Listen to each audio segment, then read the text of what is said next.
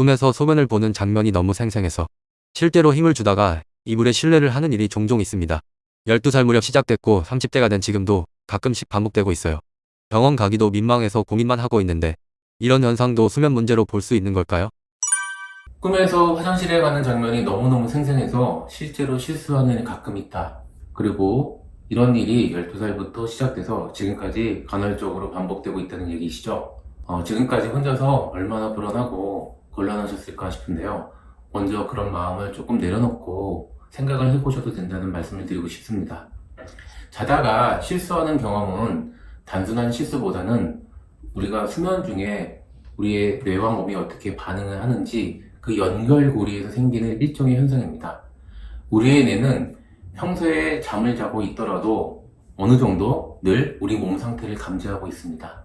특히 방광이 차게 된다면 뇌로 신호가 전달이 되고요.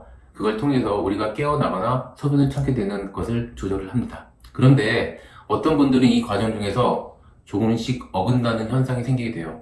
가장 흔한 건 꿈속에서 화장실에 가는 장면이 너무 현실처럼 느껴지는 경우예요. 그럴 때는 내가 그 장면을 실제 상황으로 착각을 할 수 있고 배뇨를 제어하는 기능이 약해지면서 실제 그런 배뇨 행동으로 이어질 수 있습니다. 이걸 저희는 보통 야뇨증이라고 말을 합니다.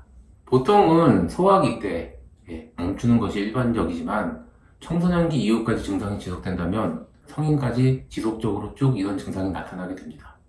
그럼 왜 이런 일이 생기는 걸까요? 크게는 세 가지 정도로 설명을 드릴 수 있습니다. 첫 번째는 수면 중에 잠을 깨우는 각성 기능이 좀 약한 경우입니다. 깊은 수면 단계일수록 몸에서 보내는 신호를 인식하는 그런 기능이 좀 떨어지게 되는데요. 이때 방광이 보내는 이런 신호를 우리가 깨우는 신호로 받아들이지 못하고 그런 과정에서 실수가 일어날 수 있습니다. 두 번째는 꿈과 현실의 경계가 뇌가 흐리게 인식할 때입니다. 우리 뇌는 렘수면 상태에서는 아주 생생한 꿈을 꾸게 됩니다. 그런데 이 꿈이 너무 현실 같고 몰입도가 높게 된다면 뇌는 그 장면 속에서 실제로 행동하도록 신호를 줄 수 있습니다.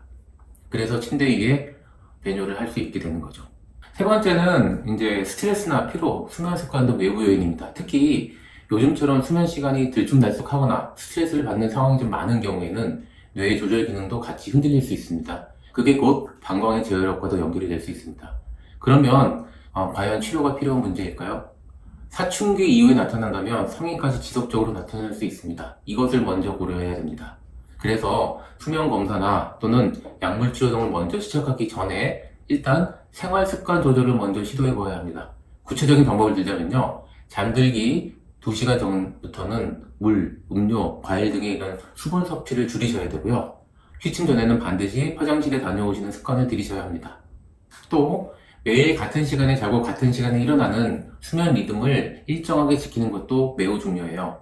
혹시 꿈속에서 화장실을 보거나 그런 느낌이 있다 싶으면 꿈이라고 알아차리는 그런 훈련도 약간의 도움이 될 수 있습니다. 가장 중요한 건요. 생활습관 조절도 안 될 경우에도 상당히 있고 이럴 경우에 진단 그리고 그 과정에 생기는 동반질환의 치료 또는 약물 복용 등의 치료로 대부분 충분히 조절할 수 있다는 것을 아는 것입니다. 많은 분들이 이런 문제를 숨기고 지내시고 걱정이 많아요. 걱정 마시고 전문가 또는 전문의 도움까지 고려해 보세요.